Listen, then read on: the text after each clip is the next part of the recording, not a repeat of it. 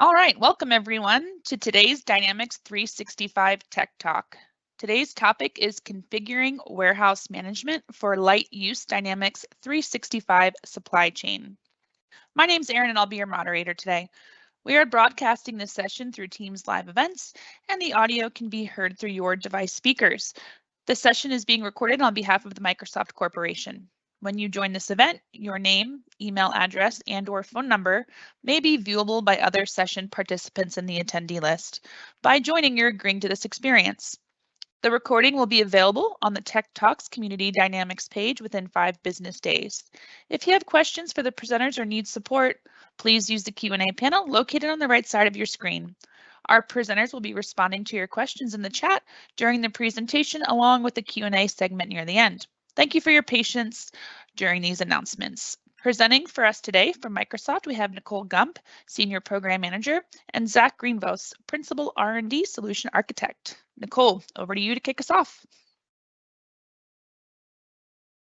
Thanks, Erin, and welcome everyone. Our topic today might seem like a bit of a departure from some of our typical content that we present around supply chain management, where typically we would be looking at new features that are being released or doing deep dives on configurations or functionality. This topic today is really a step back from that. What we often hear from our customers and our partners is if they don't have complex requirements around warehouse management, they ask, can I still use the warehouse management solution in Dynamics? And of course, the answer is yes, right? But this got us thinking about what is the sentiment and what is the perception in the community around our current warehouse management solution in Dynamics. So we actually sent a survey ahead of this tech talk to get some feedback from the community. There was a link to it in the registration for the tech talk. We've also been socializing it on some of our LinkedIn posts, and we are also going to put it in the chat here. It's only up to 5 questions, depending on how you respond. It's taking people about an average of 90 seconds to reply, and we're still accepting responses. We're providing that feedback to the product team as well. So I wanted to share a couple of points from the feedback we have already gotten that we thought were interesting. So if you get a chance, still fill it out. But we asked, the very first question, do you feel that warehouse management is difficult to configure? And with the 85 responses we've already gotten, we see that 65% of the people have said yes, they feel that the solution is difficult to configure. And then another question that we asked that I want to point out here is we asked if it were easier to understand how to configure warehouse management, would you be more likely to recommend implementing it, right? So if you are in a position of sales, pre-sales, solution architecture, where you are driving the recommendations and whether or not the warehouse management solution is even in scope, right, for an implementation, would you be more likely to recommend it if it were easier? And this was a 5-point scale, so 1 to 5. So what we found out was that 67% of people who replied gave this question a 4 or a 5. We consider that a high rating. And actually 43% of those 67% actually said the highest mark, which is the 5. So obviously we hear you, right? This is very in line with the sentiment that we just get often, is that we feel like it's difficult to configure. If it were easier, we'd be more likely to recommend it and to not try to work around what we feel is a complex solution. Okay. So, and the final question on the survey was, would you like to learn how to configure warehouse management for this light use case? And that brings us to the tech talk today. So thank you. I do see some additional survey responses coming in kind of as we're talking. But that's what got us to today's tech talk topic. So hopefully you find this information useful. So let's get into the presentation that we have. Okay. If you have been attending some of our recent Dynamics supply chain tech talks, we are starting with an energizer. We've got a riddle of the day for you. So I'm going to bring it up here on the screen. Something for you to think on during the presentation, and then we'll give the answer at the end. Okay, so here's the question. Where do werewolves live? Okay, think about that. We'll come back to the answer at the end. Okay, our agenda for the day is that we're going to review some of the business cases for when you might want to use just a light version of the warehouse management solution. I'm going to explain some assumptions I've made and the configurations I'm going to go through. I'm going to spend the majority of this time in a live demo, setting up a site, warehouse locations, all of our kind of minimum viable configurations. And then, as Aaron mentioned, we will have a live Q&A at the end, but Zach will also be moderating the chat throughout. So please do put your questions in there if you have any as we go along. Okay, so let's start with some of our business cases. So I've put a few examples in here. The first one being a retail example. So if we think of a store that has got a back room of stock, they may want to manage that with warehouse management to be able to receive goods into that stock, maybe do some adjustments to their inventory, maybe pick inventory out of there for a scenario like a curbside pickup or an online order fulfillment, something that we saw become more and more common during the pandemic. So this is one use. This is actually the example that I walked through in the demo yesterday. So if you're on both sessions, we're going to do a different scenario today, which is actually going to be this one. So in a distribution scenario, even though we typically think of this one as kind of the standard use case for our warehouse management solution, or what most people think of as advanced warehouse management, there are certainly cases where in distribution you need a much simpler solution for warehouse management, right? If I've only got a single distribution site, so I don't have this complex network, and I've just got a manual facility. So think that, I don't have any automated, conveyor or sortation systems or RFID scanners. I'm just bringing product in, maybe I'm moving it around and I'm getting it out the door in maybe a sales or a transfer scenario. I don't have any manufacturing in this facility, and my users are really just driving the process, right? I don't need a ton of system logic. Then this is certainly a use case. And like I said, this will be the one we use for today's live demo. And another one that is fairly common as well would be if we switch our focus from distribution to manufacturing. If we're in a manufacturing facility, we may have some simple use cases for warehouse management around the flow of goods. So materials coming in that need to make their way to the production lines, and then also just material going out from production just back into storage. So we're not talking about any complexity here where, we might be in a facility that has manufacturing and distribution, where finished goods, might be in a make to order scenario. So when it comes off the production line, it has to be cross-docked out to an awaiting customer order. None of that complexity would be in play in this scenario. This is a simple kind of material movement in a manufacturing facility. Okay, so certainly I'm sure there are other use cases. These are just some common ones, so hopefully that helps kind of frame the discussion we're going to have today. So let me go through some assumptions and the configurations as well that we're going to be walking through. These assumptions are related around products, and that's just in the case that if I use a product in a demo today, I want you to know that I've made these assumptions about that product setup because I won't be doing any product setup live.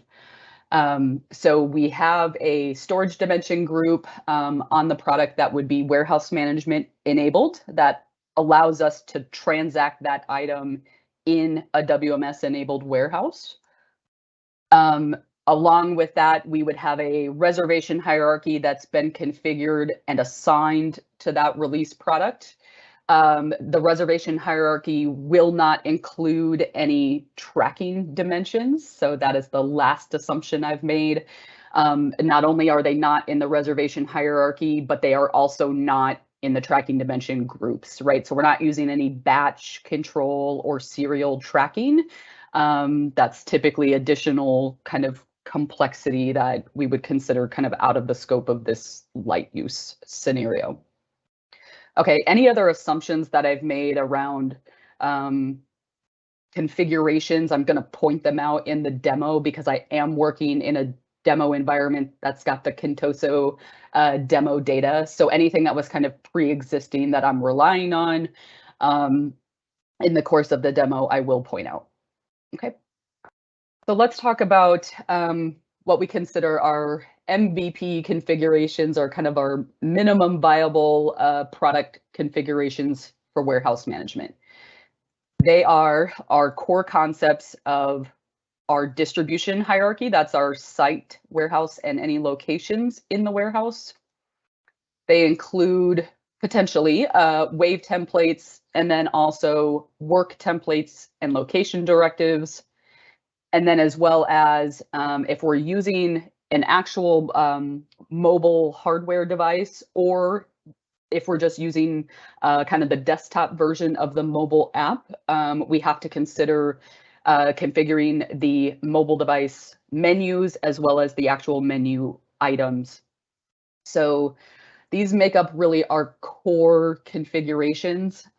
We have talked about these at a conceptual level in our Introduction to Warehouse Management Tech Talk that we did a while back. It is on our supply chain landing page on the Community Dynamics page, which is where you will also find this recording later on. So I am going to go through those at a very high level, but I don't want to spend too much time here because we want to get into the demo.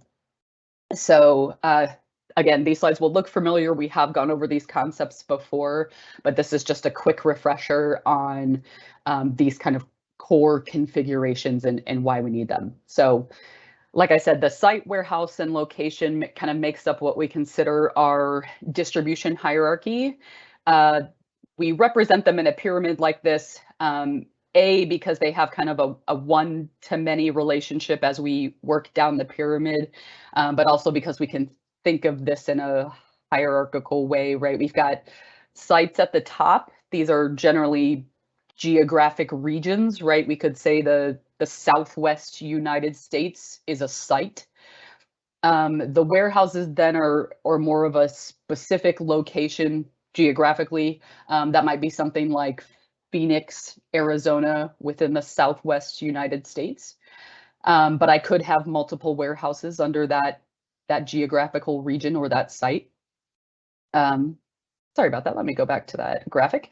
And then also, as we move down from the warehouse, we have then our, one or many locations within the specific warehouse that are actually representing, kind of the physical locations where I'm storing or transacting goods in the warehouse. Okay, and then as we move into some of our core configurations for processing, we have, first of all, our wave templates. This one we represent with a funnel to show that when we have demand lines, so we need our wave templates if we are doing transactions that require work to be created. For shipping scenarios, that would be your sales orders, your transfer orders.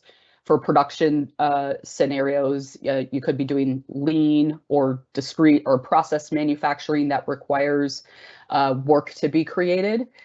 So those are all what we consider demand lines. The system is going to evaluate those against our other configurations of the work templates in the location directives. And considering all the configurations and query criteria together as part of the wave process, it creates work as an output. And then that is what the user is going to transact. Okay, and then we're going to talk briefly in the next couple of slides about the work templates and the location directives, and then we'll get into our demo. So the work templates are really just the structure of the work. When we are talking about a transaction where we're maybe issuing inventory or bringing inventory in, we have got these pick and put pairs. They have to be in pairs in the structure, or else the work template will tell you that the setup is not valid. I have an example here that shows that you can have multiple pick put pairs in the structure, but I have put asterisks, you see here in kind of the middle section, to show that, especially in the case of this light use of warehouse management, this complexity would not be required, right? In the demo, we're going to stick to a single pick put pair, even for like our outbound transactions. There are other types of work actions. So other than just pick and put, for something like cycle counting, we do have a type called just counting, and so that does not require a pair. But the work templates, you know, conceptually what they are is really just telling the system what is the structure of the work, what is the action that the user is taking as they're completing that work transaction. Okay. And then kind of the partner configuration to that work template is a location directive. At a conceptual level, the location directives represent our business logic. This is a three-part configuration form, and so what I'm trying to show here is what each of those parts of the form are representing with the configuration. The top part of it is telling us kind of what are we doing, right? Is this a pick directive? Is it a put directive? In what warehouse does this apply? The middle section is telling us how many units and what types of units are we working with. And then at the bottom, the location directive action section tells us where, right? Where do we allocate inventory from? Where are we putting inventory into storage?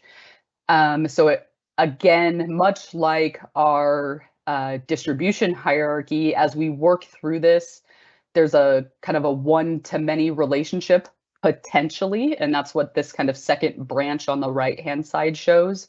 But again, I've put asterisks over here because we don't need to introduce this kind of one-to-many complexity.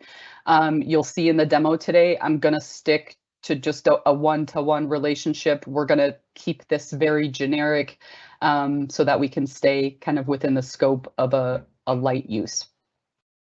Okay.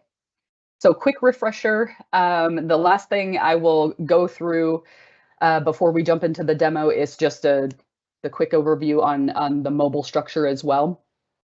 So here in the graphic, we see we've got a main menu that's available when the user first logs into the mobile app. We've got a couple of sub menus configured, in this case, inbound and inventory. You consider these kind of, you know, the categories of transactions that the user might be doing. And then within those, we actually have the mobile device menu items represented by this kind of yellowish orange color in the graphic. And so in the case of the inbound menu, we might have this transfer menu item that allows the user to receive transfer orders into the warehouse. Same for the inventory one down here. You can see, again, we've got kind of this one-to-many relationship, right? Where we might have multiple actions under a certain menu. So for inventory, we could be doing something like cycle counting, or maybe we're just moving inventory around the warehouse. Okay, so let's move in to the fun part of this. So we're gonna switch over and do a demo. Let me refresh my session. So as I said, I am in a demo environment with the Contoso data. Yesterday I was working in the US retail company when we were doing the backroom stock scenario. Today I'm going to stay in the USMF company since we're doing the kind of single site distribution scenario. Okay, so let's start with our warehouse management module. Let me collapse everything here so that it's easier to follow along. Within the setup, I will point out one thing at the module parameter level. This is kind of an assumption I've made just based on demo data that was already here, but I want to point it out because it's required. So if you're starting with a blank environment, here in the warehouse management parameters, there are two things we want to make sure to fill out. One is this user location profile. This one is required because the user location is used by every work transaction. As something passes through, you know, a pick location, it then intermediately ends up on the user location before it finally is put down to the put location. So for full transactional transparency and tracking, we have to have this user location specified. The other one that is required is this final shipping location type. So again, every transaction that goes out, you know, is an issue transaction. The system is able to identify when to issue that inventory based on when it is put to this final shipping location type. Okay, so those are the two things, user locations and final shipping locations, that we have to specify here. Anything else in these module level parameters, even on all of these additional kind of tabs here on the side, are not required, right? All of those would just be additional parameters that might be introducing some complexity that we're not going to talk about in this light use scenario. So I just wanted to make sure we went through that assumption before we jump into configuration. So let's go. Setup, and under warehouse is where we will find the first forms that we need to configure, which is our site, warehouse, and locations. That's that distribution hierarchy that we talked about. And you will notice that they are the first three forms under this section. So they are kind of the core configurations, and you'll notice that throughout as we go through the demo today. So let's create a new site. When we create a new site in here, this is just going to be a single distribution facility. I'm just going to name everything with a test so I can go back and find it later. What we need to do at the site level is not much. We really just need to give the site a name because it is representing like a geographic region. We should set a time zone for it. I'm going to leave this defaulted at Pacific time, and then we can add an address as well for our site. So I'm going to pick an address that's, well, of course it's not in there. Let's see what we got. I was looking for one. Let's just go with Bellevue there, and we'll call it 123 Main Street. Okay, so we've got an address. The reason we fill this out is because this address for the site might be used on some documentation, right? Or so we want to make sure that we do give an address to our site, and you'll see for our warehouse as well. Okay. So nothing else needs to be set here. Even under, let me collapse this here. I'll show you the hierarchy is just showing kind of a representation similar to that pyramid that we looked at in the graphic. And then there is a warehouse tab, but I don't need to set anything here. It's not required. The default inventory status can be set at several different places. It does not have to be at the site level. So all I'm going to do is do that time zone and the address, and we're done with our site setup. So I'm going to move from the site down to the warehouse. And what I am going to create in here is a new warehouse again. Call it test. It's actually going to have the same name as my site, which is allowed. So I'm going to tie it to my site that I just created. And then kind of the most important thing from a warehouse management perspective is that we scroll all the way down in this form to the warehouse tab, and we turn on this parameter for use warehouse management processes. So that's telling the system that, yes, this warehouse is going to use these configurations from the warehouse management module, and we'll be able to transact our WMS enabled items in this warehouse. Okay, so similarly to what we did on the site, we can create an address here. So this is our test. I'll specify that it's the warehouse address. Going to give it another, we'll say it's in a similar area here.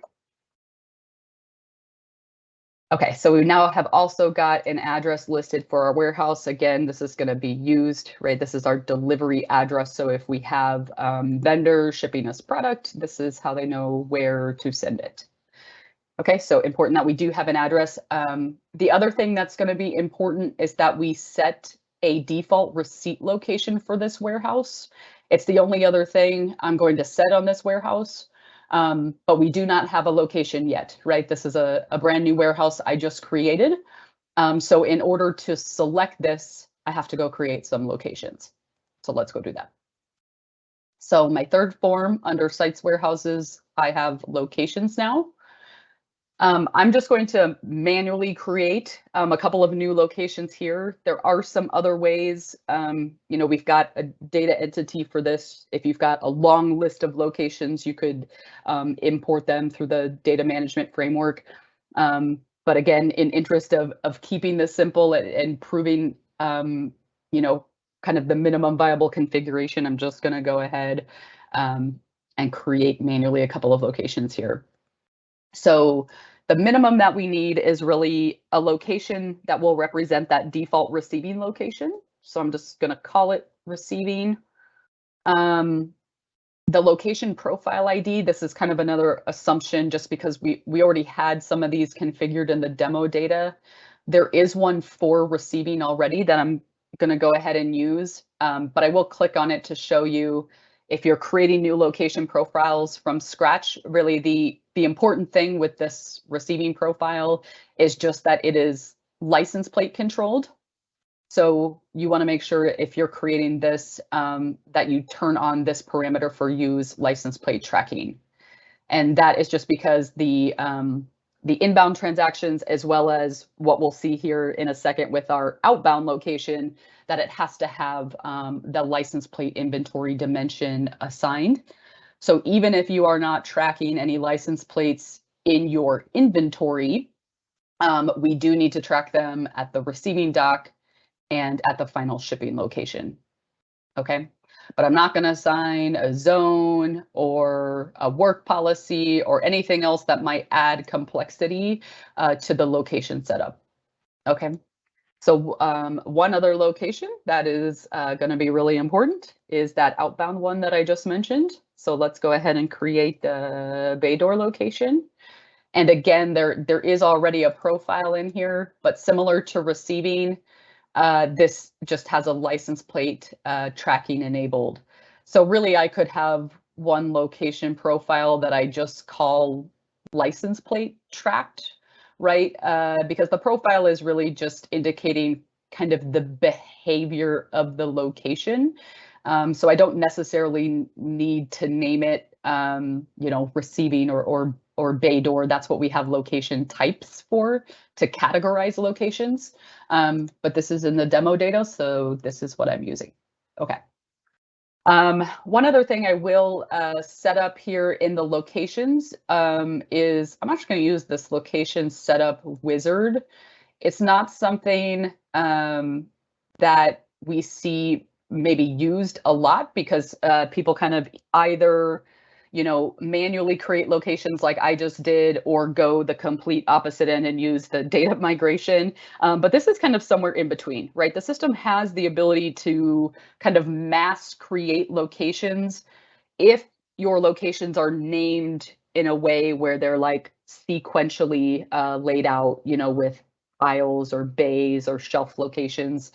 And that is a factor of the location format. This is the only place that location format is used kind of in warehouse management. So I'm going to do I'm just going to show you exactly what I mean. So what you'll want to do is pick the warehouse that you're in. You pick a location profile. There is one in here called no LP, so it doesn't have that license plate tracking parameter on. And this is what I'm going to use. And what I'm going to do, you'll see that once I pick the profile, it's tied to a certain location format. And that format is populated down here. And it tells me I've got, a floor segment that's 2 characters and an aisle segment that's 3 characters. I can put static text in here. I can put FL to represent that it's a floor location. And maybe I just want to create like a couple dozen floor locations, right? Again, think that we're just working in a single distribution facility. It's a manual facility. I've got probably limited square footage, so I don't have a ton of locations, but I want to mass create these 24 locations. I don't want to go through and manually do what I just did for receiving and bay door. So if I say create, you'll see that this says it's been added, right? All of these locations. And if I refresh and I look for just my test warehouse, you'll see that quickly the system created all of my floor locations that I can use for storage now. Okay, all with that same no license plate tracking location profile. So now I've got plenty of locations in my warehouse. I am going to go back to that warehouse setting and set that default receiving location. So in my test warehouse, under inventory and warehouse management, I now should have that receiving location to select as the default. So anytime that I register inventory into this warehouse from a purchase order or maybe from a transfer order, it's going to be registered against this default receiving location that we just created. Okay, so now site, warehouse locations are done. Now we can start to think about the other configurations for work templates, location directives, wave templates, as well as the mobile device menus and menu items that support them. So I'm going to go through kind of one scenario each for inbound, inventory, and outbound, which are kind of our main warehouse management categories. So if we think of an inbound scenario for this single distribution site, we may have purchase orders that are coming in. So we're going to start with our work templates. So under setup and work, and there's nothing special necessarily about the order that I'm doing this in. If you wanted to create the location directives first, yeah, you could. I'm just going to go through it in this order because this is the order we talked about them in. So work, and again, you'll see that the very first form is that work templates. So here, all of the work order types that you can do within warehouse management will be listed in this dropdown. It always defaults to sales orders. So if you're working with anything other than sales orders, you want to make sure that you change this before you start creating any new records. So I'm going to switch it to purchase orders. You'll see that there's a lot of stuff in here from the demo data. I'm just going to create a completely new template. Like we talked about earlier, it's going to tell me it's invalid until I have a pick and a put pair defined, and then it will tell me that my template is valid. So let's call it test PO receiving. So this is our test warehouse PO receiving. And what I need to do is create work template lines. So again, these are those pick and put pairs. So I'm going to start with a pick. And here's another kind of assumption I've made, right? We've already got work classes in the demo data. So I'm going to go ahead and just pick the purchase one. But if I'm going to click on it to show you the setup, it's really just defining the type of work. So nothing complex really with the setup there. It's just related, has to be selected on our work template lines. So you can see I've still got an invalid message, but when I get my put here, and I'm gonna, again, I have to select that work class. And now when I refresh, you'll see the system it reorders the line so that they're in the right order now. And now I've got a valid template that I can use. So that's my work template. That's the structure of my PO receiving work, just a single pick and a put pair. So in order to define kind of the logic behind what's going to happen with the purchase order receipt, we have to go to the location directives. So under setup and location directives, again, the work order type dropdown is going to have all your available types of work and default to sales orders. So we have to switch it if we're working with a different type. So if I switch it back to purchase orders, again, you can see there's a bunch of directives already here in the data. I'm going to create a new one. Here, one thing I want to point out is that even though in the work template, right, we told the system that the structure of the work is a pick and a put, we don't have to define a pick directive for this particular scenario, because if you remember, we set a default receipt location on the warehouse. So the system assumes the picking location is going to be that default receipt location. So therefore it's kind of redundant, right? You can technically configure a pick directive here. It's not going to stop you, but it's not required. Okay, so we're going to call this test PO put, because we only need a put directive. Once the system has assumed we pick it up from that default receipt location, all we need it to do is determine where to put it down. So we're going to say that this directive is just of type put. I'm going to type in my warehouse that will backfill my site. And then what I'm going to do is create a single line here. Like I said, I'm not going to introduce any complexity that's kind of not required. So I'm going to leave this quantity range of the quantity that I'm working with just kind of wide open, right? Anything from 1 to, we're just going to put in a bunch of 9s here. So really any quantity that I'm bringing in can use kind of this record. I'm not going to restrict it by any particular unit. So really anything should be able to use this. And then as I go down to the bottom section, and remember this is 3-part form, this record is going to relate to my single record above. And what I'm going to do is say this, I'm going to call it user directed, and I'm going to tell you why. So basically we've got for a PO receipt, I'm going to allow the user, as they're putting it away into storage, to select the location, right? In this type of a kind of manual, small distribution facility, I don't need the system to go through a lot of complex logic, right? I don't even really need the system to tell the user where to go. The user might know, right? Or they might be able to easily see an empty location. So I'm not going to introduce any system logic here. I'm actually going to type in the word failure. This is a direct way to say that I want that location to be blank when it shows up on the work. That's going to allow the user to just scan whatever location they would like. Okay, that's why I called it user directed. So that is the work template and location directive for purchase orders. And so what we can do is look at the setup under mobile device to make sure we have a menu and menu items that relate to that purchase order receiving. So again, you'll see menus and menu items are the first two forms under this section. If we go to menus first, I'm going to create a new one. And again, this is just the actual menu structure.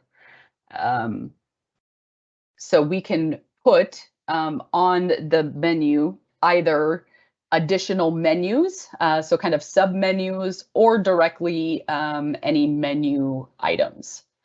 This is going to be just kind of my main menu, my root menu of when I log in. So I am going to create another menu underneath of it called receiving. And that way, or maybe we'll call it, we'll give it a better description. It'll be anything that's an inbound operation for this warehouse. And under here, I'm going to go create a menu item that I can then add to this menu. So far, all I did was create a root menu and a sub menu. Before I leave this form, I will go ahead and put the sub menu on this root menu. So you'll see in the available selection, I have both menu items and menus. I'm going to scroll down here on the menu section and put that receiving menu I created under test. So let's go create a menu item that we can actually put on there as well. So what I want from a menu item perspective, so remember, this is actually the action or the workflow that the user is going to execute on the mobile app.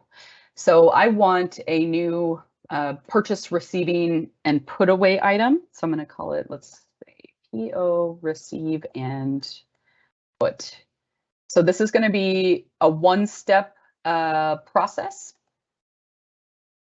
meaning I don't have, two different users in the warehouse where one is on a receiving dock registering the goods and then another user needs to come along and pick up those goods from the dock and put them away, right? We're in this small distribution facility. I likely have that one person who can register the goods and then take them right to the storage location. So we're going to configure it as the one-step process. So again, we'll just call it PO receive and put. This is a work operation. We only need to click the use existing work if this was an option where we use the wave templates to create work ahead of the user using the menu item to execute the work. This is actually one where it creates work as part of this process, so we don't need to select this. So in the work creation process, we have a whole list of things here. You'll see that a couple of them are related to purchase orders. So you could choose kind of a one or a two-step process to receive it by purchase order line number or by item. I'll just go ahead and say item. I think that one is a little bit more common. And we do want this receiving and put away. Again, just that one-step process. The only other thing I'm going to set up in here, even though we have a ton of parameters, is this generate license plate. And that's so that the system can create that license plate value that it needs for that default receiving location. If you remember from that location profile, it is license plate tracked. It has to be. So we do want to say generate a license plate value for this purchase order receipt so that the system has it for the transaction. In our case, because we didn't create any license plates for our storage, the user isn't really going to care about this value, right? We aren't going to print a label with the license plate on it. We're not expecting the user to scan it. We don't want to manage that, right? Our inventory kind of management strategy doesn't require that in this type of light use scenario. So we are going to have the system generate it though, because it just needs it for a transactional perspective. So now that I've got a PO receive and put menu item, we can go back to the menu and add it to our receiving menu. So again, you'll see menu items here. They display in alphabetical order. So we can scroll down to our PO receive and put, and we can use our arrows to move stuff back and forth. So now that is under our receiving menu, which again, that menu is on our higher level test menu. So what I can actually show you, I'm going to go ahead and move over to my worker setup. I already have a worker in this system, but I want to use it to log into the app to show you this. So under setup and worker, I'm going to find kind of my pre-existing worker that I have. And instead of using the defaults that are in here, I'm going to switch it to this new warehouse and menu that I've created. So when I log in, instead of seeing warehouse 24, I want to see my new test warehouse. And I want the main menu that I see not to be that main menu from the demo data, but actually to be this test menu that I created. Okay, so I'm going to change those defaults. That way, when I log in now to my app, and you should see it here, that what I should see is now the new menus I've created, which I do. You'll see I'm in the test root menu up here. It has the receiving submenu underneath of it. And if I click in there, I've got my menu item or my action to do a PO receive and put away. Okay, so all of that is working, looks good. And again, I guess I'll make a general assumption here, right, that you've got the warehouse management app downloaded and connected to your environment, right, before you're going to set up these menus and menu items. Okay. So I want to quickly go through a couple more things. It's going to be kind of similar to those configurations we just walked through. The inventory example I want to give in this instance for our manual distribution center actually does not require work templates or location directives or wave templates either. We're going to say that the user might just need to do movements of inventory around our warehouse.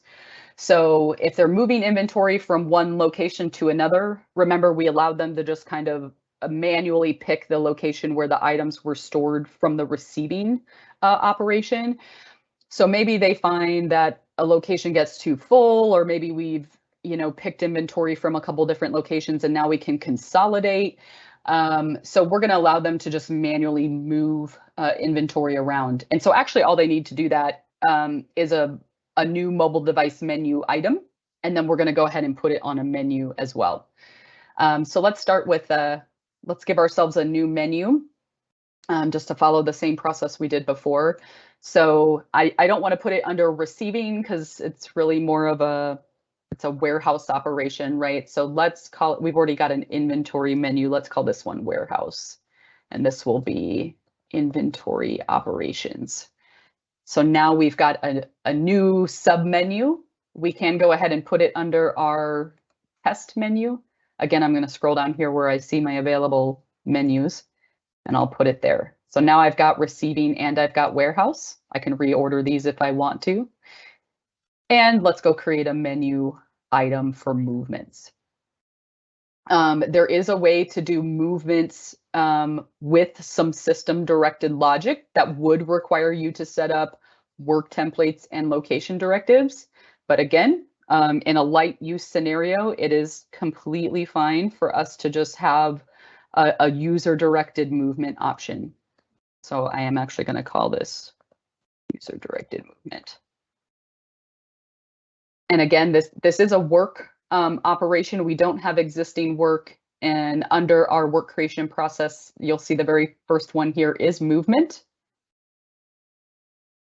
And we can generate a license plate here as well. The reason we would want it here, if you think we're moving between two locations in our scenario that do not have license plate control, but if you recall from the very beginning, that user location profile that we had to set up at the module parameter level, it is license plate controlled. Much like our receiving and our bay door location, it always needs a license plate for tracking. So in this type of a movement scenario where we're going from one non-license plate location to another, the transaction still needs a license plate as it passes through your user. So in order to eliminate the user who's completing the movement from having to scan a value, we just turn on this generate license plate parameter, much like we did for the purchase order receiving, and that's going to just allow the system to generate a license plate value based on a number sequence that it needs for the transaction with no impact to the user during the actual workflow. Okay, so that's our movement operation. It's because it's user directed, it's just, the user is going to put in the location where they're moving it from, and then the workflow is just going to ask them what location are they moving it to, right? We haven't introduced any system logic to direct that user to any particular location. So we're really just allowing them to move it where they see fit. Under our warehouse menu we created, I'm going to go ahead and add that move action, the menu item we just created. And I already went ahead and added this to our root menu. So now actually what we should see back here is if we refresh, go back to our menu, we now have the warehouse menu, submenu under our test. And if we click in there, we now have our user directed movement option. So again, it's just asking me to scan a location I'm going to move inventory from, and then it'll ask me where to move it to. Okay. And apologies that we don't have time to actually demo all of these setups. We would probably need an extra hour here to do so. But I do want to get through, I know we're getting close on time. I want to get through the outbound operation as well. So that was our inventory example. So for outbound, in this scenario, we might be shipping orders to customers, but maybe more likely this is just a kind of an overflow warehouse where we transfer inventory out to other sites in the legal entity. So if we're going to do a transfer order, there's one other thing under the warehouse setup that we need to do. So I'm going to go back to the setup under warehouse, and I actually need to create one additional warehouse in here, and I'm going to call it test-t. This is our test transit warehouse.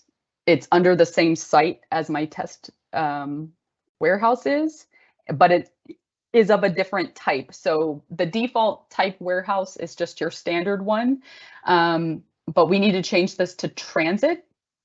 And the reason that we're doing this, again, we're going to enable it for warehouse management, but we're doing this because when we create transfer orders and we ship out the transfers from our site, the goods get stored in this transit warehouse as they are like over the road, right, to account for transit time. So the other thing I want to do, we will need to define a default receipt location at a minimum for our transit warehouse, but then we also need to connect our transit warehouse to our test warehouse. So we just do that by going back to our test warehouse, and at the top general section, you'll see that you can define which transit warehouse is related to this one. So I can find my new one I just created, test-t.